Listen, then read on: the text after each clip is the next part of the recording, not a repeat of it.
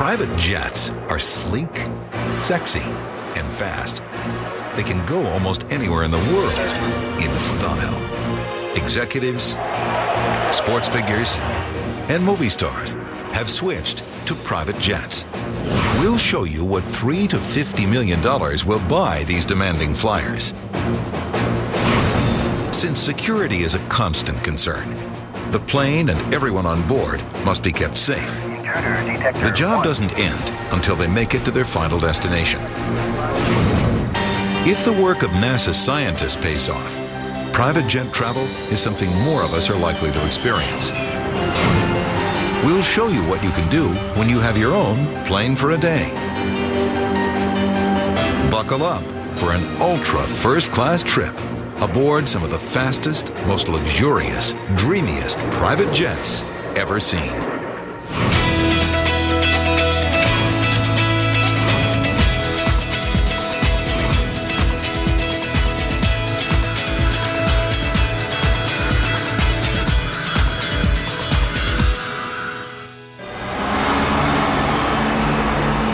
The time when air travel was a convenience seems like a thing of the past. Flight delays, cancellations, lost luggage, and long security lines have made air travel a frustrating experience that many are choosing to avoid. While commercial airline travel has fallen dramatically, the hassle factor has sent more flyers into the waiting arms of private jet providers. Instead of wasting time in airports, people can drive straight out onto the tarmac and climb aboard their waiting jet. They never have to worry about missing their flight. The pilots won't take off until the passengers are ready to go. Even if your pilot is actor and longtime aviation enthusiast John Travolta, you're in charge. Good afternoon, ladies and gentlemen. This is your captain speaking. Your flying time today will be 2 hours. We are serving lunch, and the movie on board is Grease. John Travolta isn't the only Hollywood celebrity to opt for private jet travel, but he's probably one of the most experienced, as he explained at a press conference. I started flying in 1970 when I was 16 years old. I got my solo in 1974, my license in 78, my jet license in 81, and since then I've logged about 5,000 hours, mostly in jets, and most recently in my pride of joy. His skill and enthusiasm prompted Qantas Airlines to restore his pride and joy, a vintage Boeing 707, and name him ambassador at large for a worldwide friendship tour. I've always intrigued by the airline, and then simply by coincidence, I bought an ex-Qantas 707, which is the one you're filming me on, and they got wind of it when I flew down there to promote Swordfish, and they loved the connection. Travolta enjoys taking wife Kelly Preston and children along for outings on his jets, but they're also business tools. Jets enable him to save time and protect his privacy as he flies himself, his employees, and his family to locations all over the world. You don't have to be a movie star to appreciate the convenience of private jets. Today, more and more travelers are discovering that they can relax or use the time aloft to conduct business. Onboard fax machines, instant internet access, satellite phones, and TV keep the airborne up to date, according to the president of the National Business Aviation Association, Jack Olcott. A business aircraft is really an office that moves. As a result, you'll find that a lot of business is done en route. As a business tool, it allows people to have private and secure face-to-face meetings. Everyone on a business airplane is known either to the pilot or the lead passenger. So you can feel comfortable about discussing business because you're not concerned that the person next to you will be overhearing your conversation. Whether you want to work on board or just unwind, you're likely to arrive at your destination calm, cool, and ready to go. That's why they're so popular with professional sports teams, like basketball's Orlando Magic. The Magic uses their own converted Boeing 737 to take some of the stress and strain out of a punishing 82-game season. Well, flying commercial was tough. I mean, I kid with some of our younger guys that they have no idea what we had to go through. It's probably been at least 15 years since NBA teams and other pro industries have flown any other way. It's been a long time since any of us have been on commercial airlines. When we do our service, it's really nice because we have the same guys on board all the time. We know every drink that everybody likes. We know what they like to eat, how they like it heated up. After a while, it gets just to be, you smile as they come on board and you know exactly what to give them. It's more than just great service and convenience. The single most important thing that flying corporately like this does is it saves your players' legs and maybe even saves an NBA season. Using private jets can improve a team's win-loss record, but having your own plane will enhance your standing in the locker room, according to NBA Hall of Famer and Indiana Pacers coach Isaiah Thomas. You know, just like guys was talking about, well, I got a Mercedes-Benz or I got a Rolls-Royce. The next level was, okay, well, you got a Rolls-Royce, well, I got my plane. I send my plane to come get you. Indianapolis 500 winter and racing team owner Bobby Rahal says one of the main attractions of using a private jet is speed. Well, I love aviation. I love playing anything fast, you know, that kind of figures. You know, probably if I hadn't been a race car driver, I would have wanted to have been a fighter pilot or something, and, you know, it's kind of in your blood, I suppose. Using a private jet allows Rahal to get in and out of remote racing venues quickly and back home to his family. This day and age where time is so precious, and all the pressures that you face in terms of doing things with the time you've got, I mean, it's a no-brainer. From a convenience standpoint and a time consumption standpoint, it's easier to fly and you make better use of your time. You don't have to worry about being delayed. You don't have to worry about sitting at the payphone call and saying, I'm sorry, I won't be there. You know, you got your own plane, so you just get up and go. One way people save time is they can often land closer to their final destination due to the number of airports that can handle private jets. There's nearly 10 times the number of business airports that there are commercial airports. There are about 500 commercial airports in the United States. There are about 5,000 airports that are open to business jets. In some cases, these airports are a lot closer to downtown business centers. This convenience has spurred the use of private jets. The growth in business jets and in personal aviation has been largely driven by the desire for people to have control over their schedules and the need for companies to increase productivity. To some, saving time is not just about productivity. Time is more than money. Time is quality of life. If you can cover your territory and yet get back home on a Friday night to see your son play Little League, that's a quality of life issue. The quest for a better quality of life drove the Oracle of Omaha, billionaire investment guru Warren Buffett, to join the ranks of private jet users.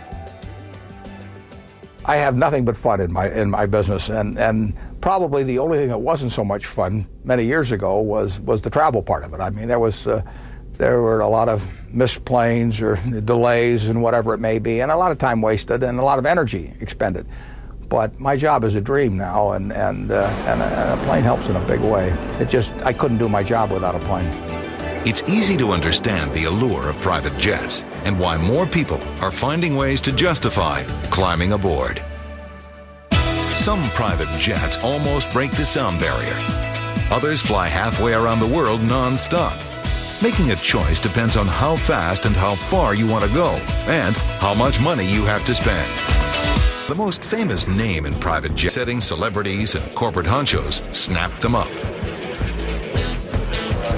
The plane's namesake, Bill Lear, launched an aviation revolution in October of 1963 when his prototype Learjet first took off on its maiden test flight.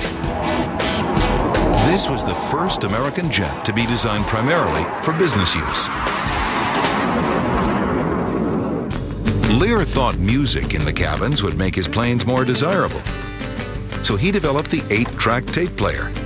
Ford Motor heard about it and put them in all of its cars. The 8-track faded away, but private jets continued to soar. While still confined to a rather rarefied breed, some believe private jet use could grow considerably. It's been estimated that there are over 100,000 companies in the United States that can use this form of transportation. Yet there are only about 10,000 companies in the United States presently using this form of transportation. So the growth potential is quite significant. Many companies have found that private jets allow them to accomplish more in a day. Saving a couple of hours over the course of a day can allow a business to see 3, 4, 5 sites in the course of a single day, whereas if they burn up the hours in transit, they may only be able to see one customer. The ability to see more customers in a day intrigued McKeel Haggerty, the president of a specialty insurance company that caters to classic car and boat collectors. Haggerty is constantly on the road, keeping up with his clients and their multi-million-dollar collections, a time-consuming challenge. With this in mind, Haggerty jumped at the chance to take part in a test we devised. We wanted to see if using a private jet would allow him to visit 3 sites in one day while doing some business and having some fun. He invited his fiancée and a few friends along for the ride. Hi, TJ. FlexJet graciously supplied one of its 9-passenger Bombardier Challenger 604s, a crew, and a full complement of snacks and food. FlexJet officials were betting the test would be a success, and Haggerty would become another private jet convert. Well, you have the folks who do it a lot, either on their company's planes, or they, family, or they know somebody. The people who have never done it, the best way to describe it is just a smile. They come off and they can't get the smile off their face, and it usually starts the minute they get on the plane. There we go. The passengers seem to quickly succumb to the plane's charms. It's pretty hard to beat it. For one thing, this one is a particularly big private plane, so you can you get a number of people in here. You can kind of move people around. We can get to a lot of different places quickly, and I can't think of anything better, really. It's a very seductive industry. People love this type of travel. As they cruised above 40,000 feet, they began to realize that this is beyond first class. There's nothing like sitting in a $40,000 reclining seat. This is one of the most comfortable seats I've ever been in.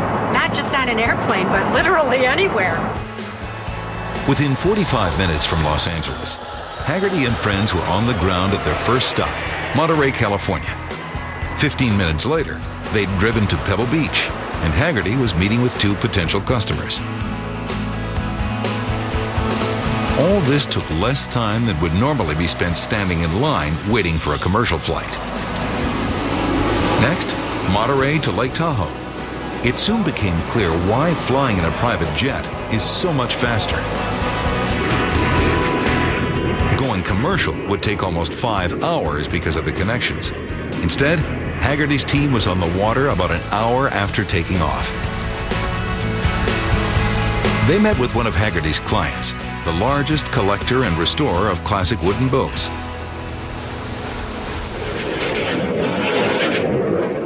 Since he'd saved so much time during the day, there was time left to play. And what better place to play than Las Vegas? Yes, I won again! After trying their luck, it was time to pack up their winnings and head back to the plane. But there was still more to come, including an impromptu birthday party organized by the crew for Haggerty's fiancée. Oh my! What an ending to this day! We're really very much different from the airlines in the service that we provide. We have owners who have very discriminating tastes, and they expect that kind of service, and we make sure that we take care of them. Our test was a success. Haggerty clearly saw how a plane could enhance his life. I think I would use one of these things in a way just like today. Today was a great example. We got to go to a couple places that are sort of hard to get to. I got to do some great business, got to have a little bit of fun. What you find is people don't really feel the impact until after the trip. They come off the airplane, they walk into their house and they go, my gosh, I was in Las Vegas 2 hours ago in a casino and I'm standing in my doorway at home and it's only 2.5 hours ago. And that is the kind of impact that until you do it, you'll never understand. As more people are seduced by the charms of private aviation, manufacturers are rushing to satisfy their needs. Well, there's been an explosion in the number of new models of business jets that have come to the market over the past 10 years.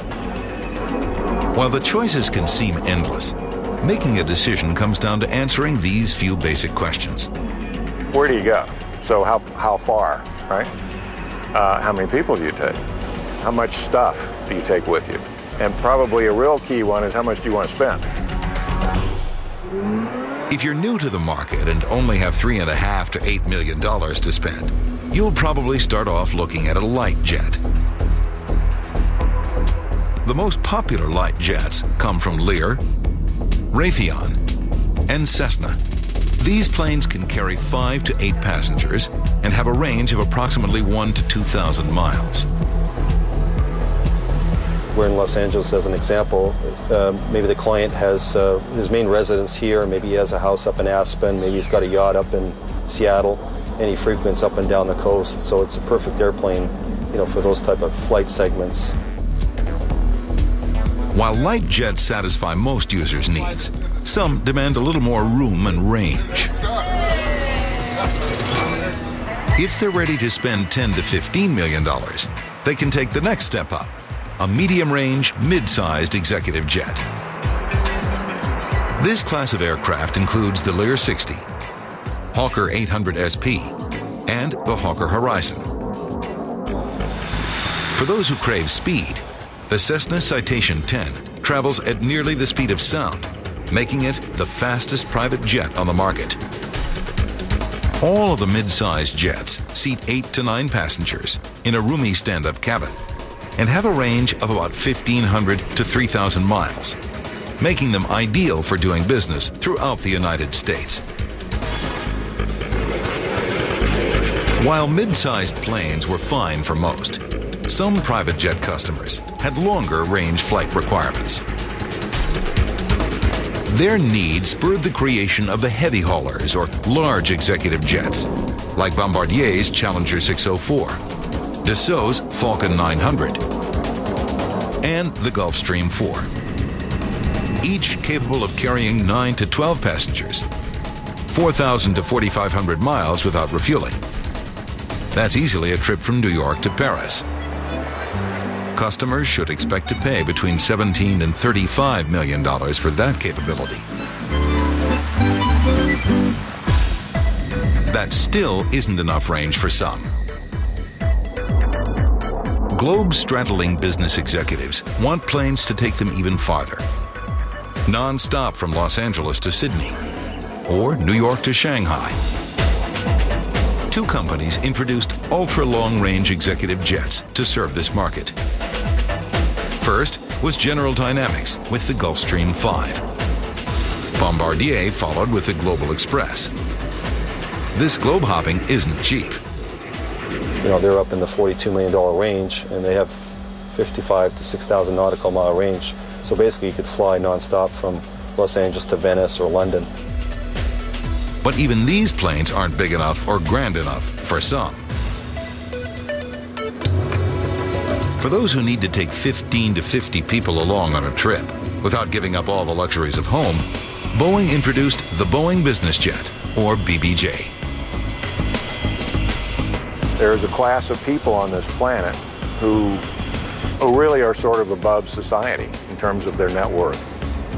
And they want the ability to travel comfortably from LA to London. They want a bedroom, they want a shower, they want a big dining room, and a galley. And the BBJ will give you that. There's a plane for every need. But finding the right plane is only the first step toward becoming a member of the private jet set. Most people don't know that multi-million-dollar jets can come stripped to the fuselage. But don't worry, another $15 to $40 million will buy a custom. One of the most appealing aspects of owning a private jet is the ability to choose your own custom interior. These planes become homes and offices in the sky, and most buyers want the interior to reflect their own tastes. They can do it different seat configurations to accommodate the number of people that they like to travel. They can put in the type of communications equipment that they think that they're going to use. It really allows them to customize and have the kind of aircraft that will most serve their needs.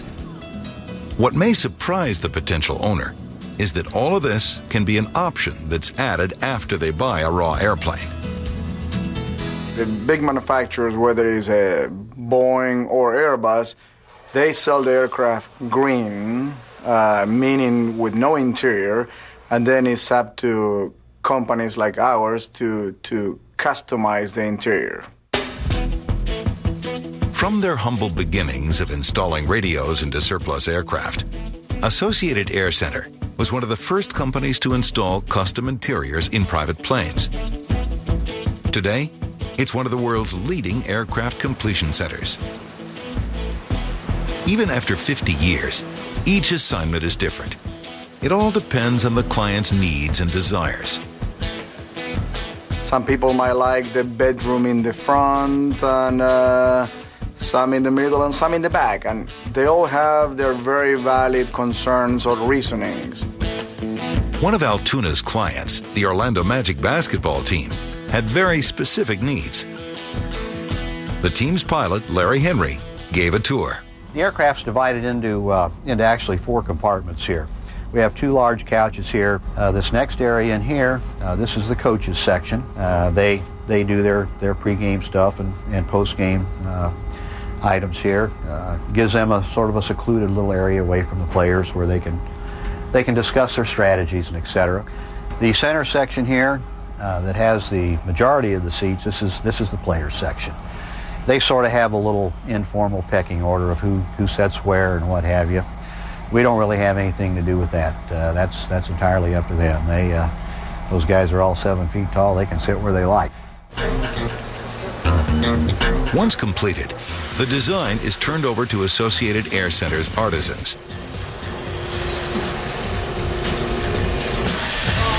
They handcraft nearly every piece that goes into the airplane.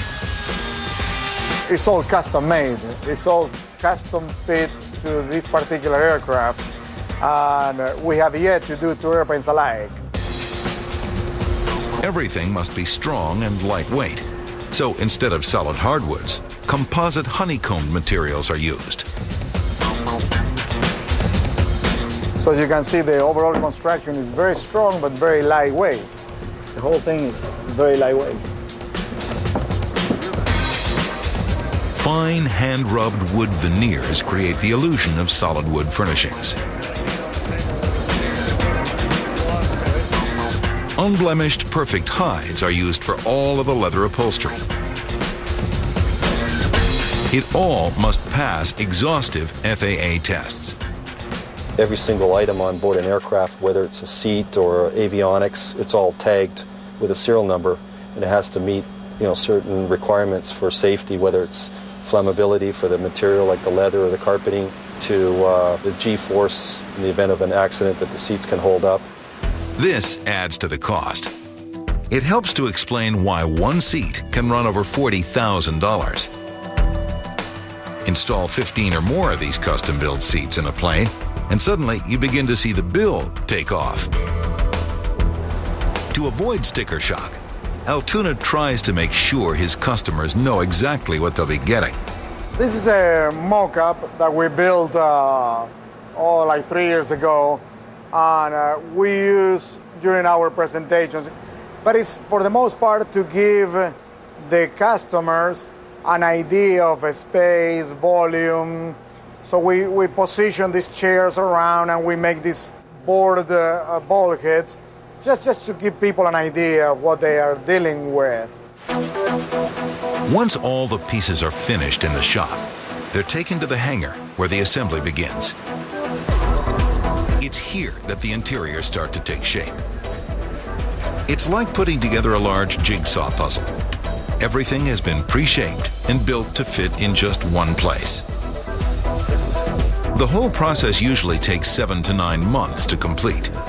This is not an impulse buy, especially when you're paying $14 million or more just for the interior.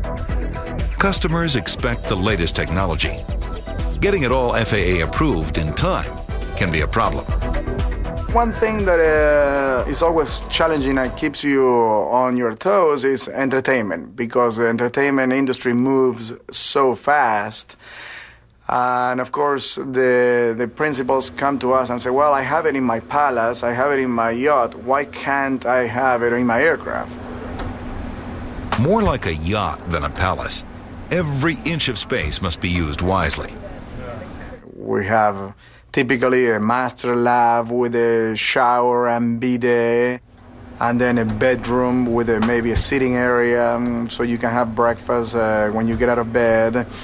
Then a guest bedroom or children's area with another guest lavatory, and then a dining room, a living room, and a galley and crew quarters or crew rest area. So ergonomically, we try to fit all these rooms in 806 square feet.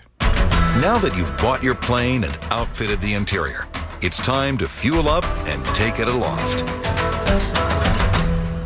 Having a private jet can open up the world, but globalization has made security a top priority for business jet users. Safety is something everyone thinks about, whether they're flying commercially or in a private jet. Some of the first private jets had accidents because the planes were hard to handle hot rods and the pilots weren't sufficiently trained. The planes have improved dramatically, and all of the major manufacturers have stringent guidelines for pilot training. Bombardier Aerospace is the only one that has its own in-house training operation, complete with multi-million-dollar simulators. There is a different simulator for each type of plane Bombardier makes. This simulator is the exact duplicate of the airplane, the Lear 45, and it replicates that particular airplane to the T. I think one of the neat things about the simulator is that you can actually learn to fly without ever getting in an airplane. Not that we do it, but they are so real, and you can throw so much at somebody in a simulator like that. We can throw, weather or engine failures, all kinds of things at them, so when they're actually flying the airplanes, they're very, very well prepared. People want to know that their pilots are well trained and that the aircraft has the most sophisticated safety equipment available. Surprisingly, many private jets have more advanced avionics than some commercial carriers. There are a couple of reasons for that. If a company, the ABC company, has 2 or 3 airplanes and they want to add the latest collision avoidance system or the latest terrain warning system, they only have to equip 2 or 3 airplanes to do so. But if an airline must move into new technology, they have to equip a whole fleet of airplanes. So you'll find that the new technology finds its way into business jets before it finds its way into airliners. One of the things that's common in business jets now, particularly at the upper end, are heads-up displays, where the pilot actually looks through and sees on a screen in front of them all the information they need as they look out the window of the cockpit. That's something that's only available on our military, on our high-performance jet fighters. Some private jets are now equipped with technology that takes the guesswork out of bad weather flying and landing. Gulfstream has developed an enhanced vision system that allows pilots to see through the clouds. It gives them a picture of an airport, even if it's fogged in. The difference between commercial and private aviation doesn't stop with technology. When a commercial flight can't land in bad weather and has to divert, the airline will go wherever it's convenient for them. The result? Passengers often end up being stranded. On the other hand, the major private jet providers have staff meteorologists assigned to track the weather. They determine what's convenient for their customers, no matter what the conditions. Their job is to find a way around any obstacle and to safely get you to your destination. We had an issue where a pilot called me from the air. There was a hurricane off the west coast of Mexico, and he was concerned about getting in. And looking at satellite and looking at some observations, I said, you'll be able to get in between the rain bands. And we went in, dropped the passengers off, got out, and everyone was happy. Private jets offer a lot of flexibility, and the manufacturers have made a tremendous effort to make flying safer. If you look at the record of business aviation, it's the safest mode of transportation. In every environment, there are accidents that occur. I think business aviation has done a pretty good job of going back and understanding the root causes. But before booking a flight with a private jet provider, it's still a good idea to check their safety records.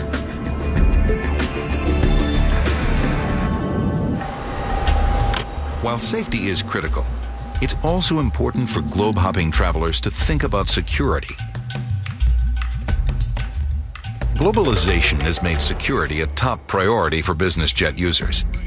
People like former Israeli counterintelligence agent Izzy Boim, who helped develop Israel's El Al Airlines' vaunted air security systems, are turning their attention to private jet flyers.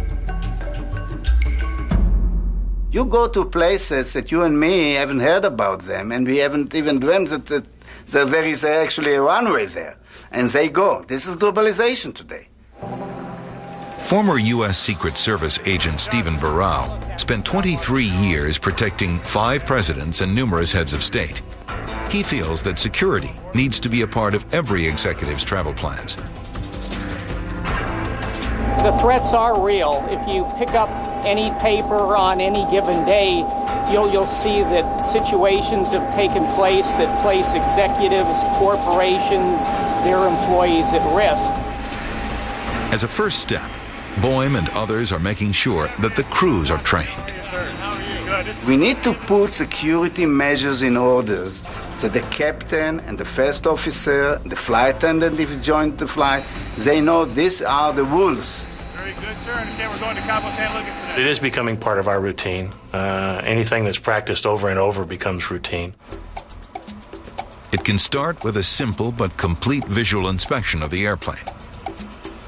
Basically, the job is to be sure that there isn't anything added to the aircraft that doesn't need to be there.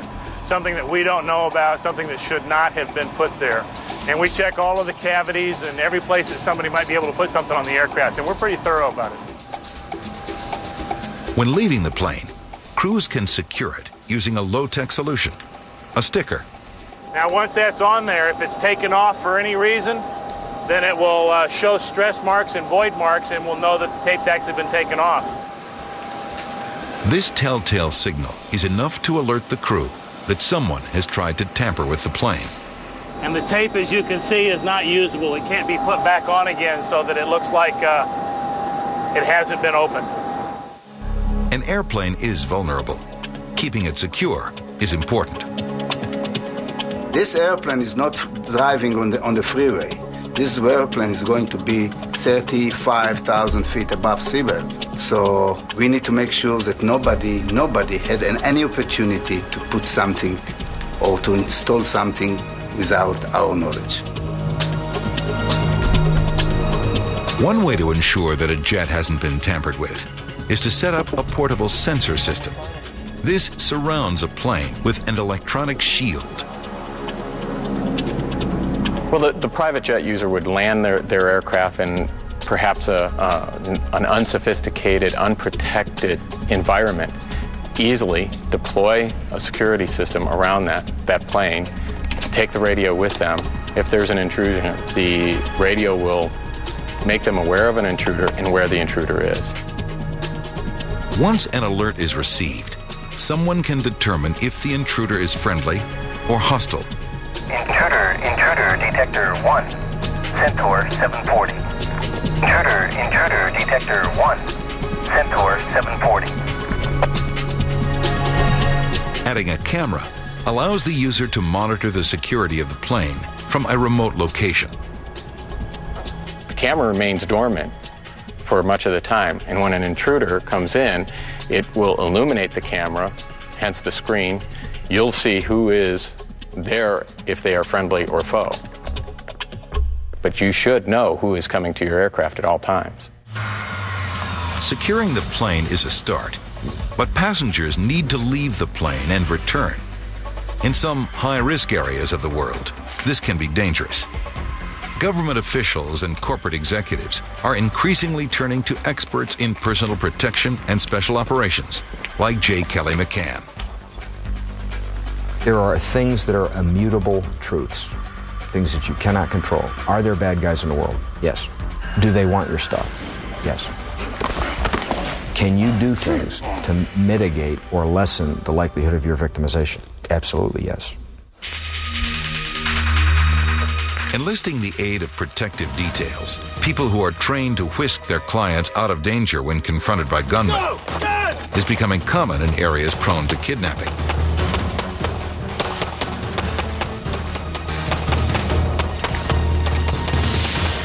Most Fortune 500 companies have a K&R insurance plan, kidnap and ransom insurance plan. To even talk about the details of those plans nulls and voids the plan. So it's a very well-kept secret. However, in countries where abduction is a cottage industry, they know that if they grab a Fortune 500 person, they're likely to get some money for them. Unlike flying on a commercial airline, it's all up to the traveler. Even if they have a corporate security department, it's necessary to insist that the in-house team is doing their job. Don't take for granted that the security measures that you see would be the absolute security. Today, when we are aware that we are under threat, we need to make sure that we are taking some precautions. Now that the jet is safe and the passengers are secure, it's time to have some fun. A private jet can open up the world in ways you've never dreamed of before. Someday, private jets could replace your car, allowing you to head to hidden island getaways as easily as you go to the grocery store today.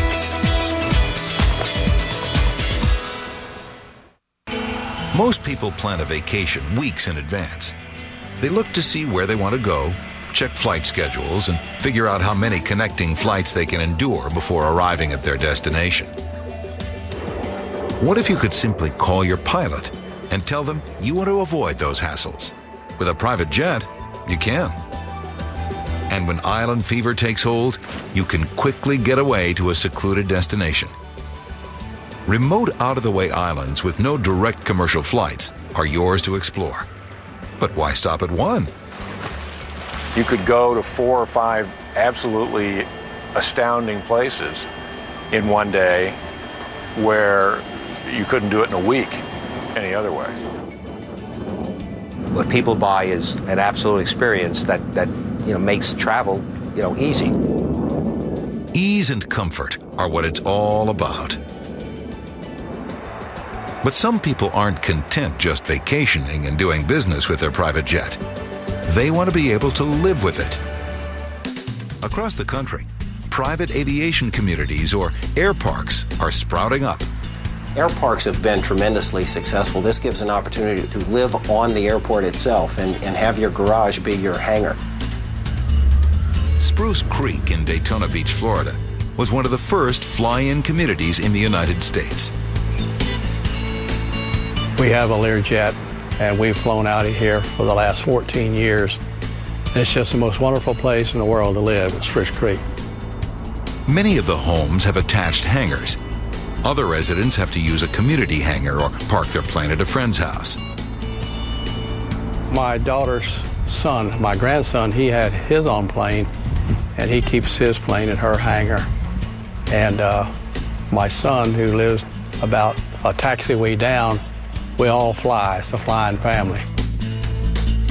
Air parks are perfectly suited for flying enthusiasts and their friends. It's really convenient living in an air park because you've got your airplane right there. You save the time and the hassle of loading everything up, taking it to the airport, loading the airplane up. We just carry everything right out there and leave from home. The most ambitious air park to date is Jumbo Lear in Ocala, Florida. It will eventually offer residents a gated community with its own country club, a bed and breakfast, an equestrian center, and a health club. To some, its main attraction is the 7,500-foot runway that can accommodate any size plane, from a small jet up to a commercial airliner. This flexibility could make Jumbo Lear the ultimate air park community. Air parks could be the first step toward a future where cars are replaced by private jets. Scientists at NASA's Langley Research Center have teamed up with civilian contractors to help make this future a reality. They envision developing a system that will make flying more like your morning commute. Their research is beginning to bear fruit.